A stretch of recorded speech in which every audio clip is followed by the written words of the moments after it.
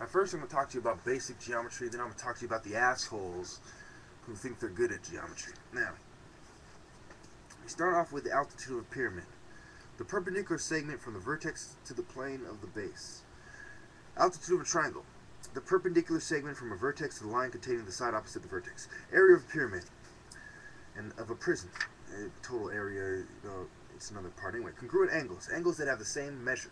So, the congruent angles on, say, an equilateral triangle or on a square, this is what Masons are concerned with, the measure of a man.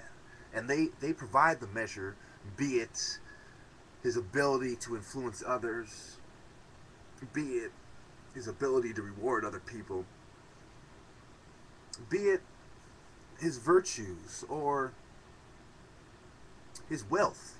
Their measure is applied when they determine who they are going to accept when the initiate applies, and then is granted the next stage where they work on his deductive reasoning. Reasoning in which general statements are applied to specific cases to produce a conclusion.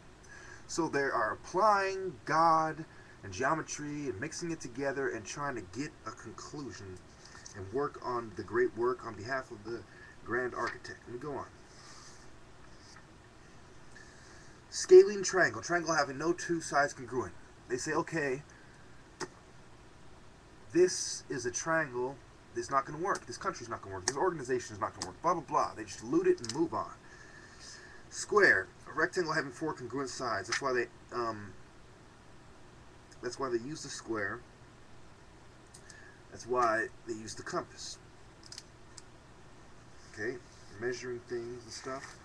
And finding your bearings, as well as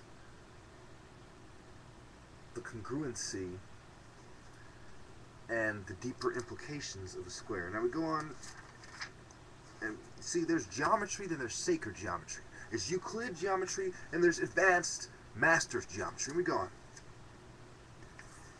The definition of a triangle itself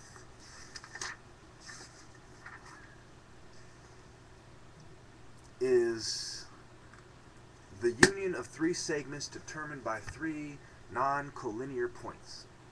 So they're saying, connect the dots, you dumb bastard. And they're laughing at the masses. And they know that only people like me understand.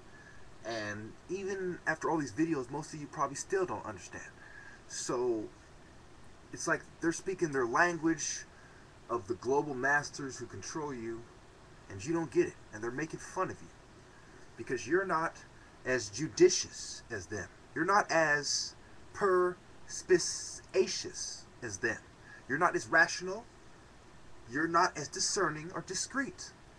You're not as aware. You're not as wise. So they prey on you. Like the strong prey on the weak. They have you in a full court fucking press. While they torment, torture, trample, and tyrannize you. Believe it. They're going to dishearten you and vex you like a witch. Crush your God-given spirit. And force you into their cute little box of Satan, while they mistreat you and hound the very virtue out of you. They're going to hound that spirit of God inside of you until it is no longer there, because they avoid the repercussions.